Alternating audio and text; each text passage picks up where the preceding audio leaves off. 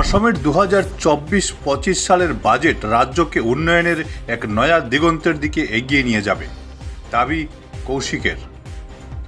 অসমের 2024-25 সালের বাজেট রাজ্যকে উন্নয়নের এক নয়া দিগন্তের দিকে এগিয়ে নিয়ে যাবে। এবারের বাজেট দূরদর্শী এবং ঐতিহাসিক।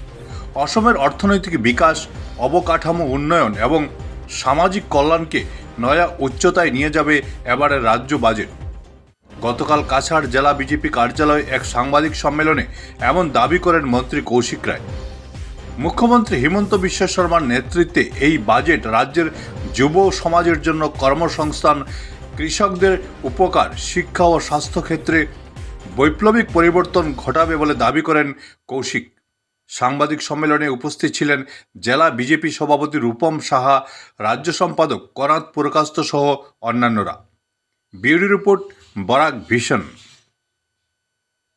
2025-26 অর্থ বছরের যে বাজেট আমরা দেখেছি পেশ করা হয়েছে, এই বাজেট বিগত যে বাজেট যেটা ছিল আমরা দেখেছি সেই বাজেটে যে 85% যে অর্থ সেই অর্থ বরাদ্দ করা হয়েছে। 85% ইউটিলাইজেশন আমাদের এই সরকার, মাননীয় মুখ্যমন্ত্রীর নেতৃত্বে সরকার করতে পেরেছে, যেটা আমরা আজকের দিনে বলতে পারি যেটা আজকের দিনে অনেক বড় বিষয়।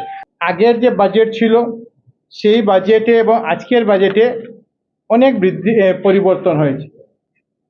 এবার যে বাজেট দেওয়া হয়েছে সেই বাজেট হলো 1,55,429 কোটি টাকার 2025-26 বছরের বাজেট দেওয়া হয়েছে। আর যেটা বিগত বছর থেকে 5% বেশি, 1,55,428 কোটি টাকার বাজেট, এবং যার মধ্যে মাত্র 620 কোটি টাকার ঘাটতি বাজেট এখানে ঘাটতি দেখানো হয়েছে। এই বাজেটে আমরা বলতে পারি যে মুখ্যমন্ত্রী মহাশয় যে স্বপ্ন দেখেছিলেন আসামকে নিয়ে, মুখ্যমন্ত্রী মহাশয় আসামকে নিয়ে ওনার যে সংকল্প ছিল সেটা আমি বলতে চাই যে সেই সিদ্ধি প্রাপ্তির লক্ষ্যে এই বাজেট অরুণোদয় থেকে মহাকাশ পর্যন্তর বাজেট।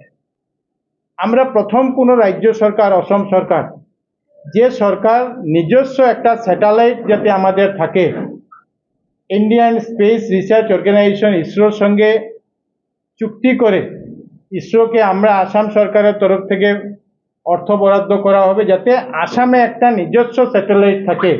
আর যে স্যাটেলাইট আমরা জানি যে আমাদের ন্যাশনাল যে স্যাটেলাইটগুলো ইসরো যে কাজ করে বিভিন্ন ভাগে পৃথিবীর বিভিন্ন জায়গায় সেটা ঘুরতে থাকে, কিন্তু এই এবং সেই সার্কেলে অনেক সময় লাগে, কিন্তু এই যে স্যাটেলাইট একটা তৈরি করা হয়েছে, করার পরিকল্পনা নেওয়া হয়েছে যাতে আসামের মধ্যে সীমাবদ্ধ থাকবে, আসামের মধ্যে বিভিন্ন জিনিসের ফরকাস্ট, বিভিন্ন জিনিসের ভিজুয়ালস যাতে আমরা সংগ্রহ করে আসামকে এগিয়ে নিই। যেতে আমরা জানি যে বিভিন্ন সময় ওয়েদার ফরকাস্ট থেকে শুরু করে বিভিন্ন এই প্রত্যেকটা জিনিস যাতে আমরা খুব কম সময় আমরা পেতে পারি, এরকম একটা উদ্যোগ নেওয়া, ব্যবস্থা গ্রহণ করা। অ্যাডভান্টেজ আসাম 2.0 আসামে হয়েছে, আর অ্যাডভান্টেজ আসাম 2.0-তে 5 লক্ষ কোটি টাকারও বেশি এমওইউ সাইন করা হয়েছে।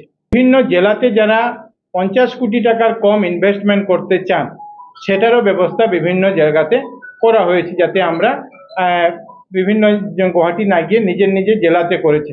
আমাদের কাছাড় জেলাতেও প্রায় 300 কোটি টাকার অধিক এমওইউ আমাদের এখানেও সাইন করা হয়েছে।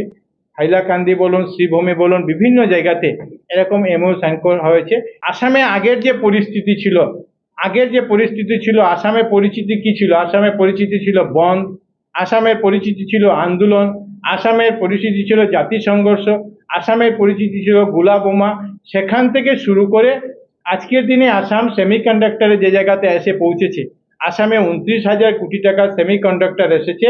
আর আমরা বলতে পারি যে এই আসামে যে সেমিকন্ডাক্টর এসেছে এটা আসামের জন্য একটা গেম চেঞ্জার হবে। আমরা আজকের দিনে বলতে পারি যে অ্যাডভান্টেজ আসামকে অনেক এগিয়ে নিয়ে যাবে যদি আমরা এই যতগুলা ইনভেস্টমেন্ট, যতগুলা মৌ সাইন হয়েছে এগুলাকে যদি আমরা ইমপ্লিমেন্ট করে দিতে পারি।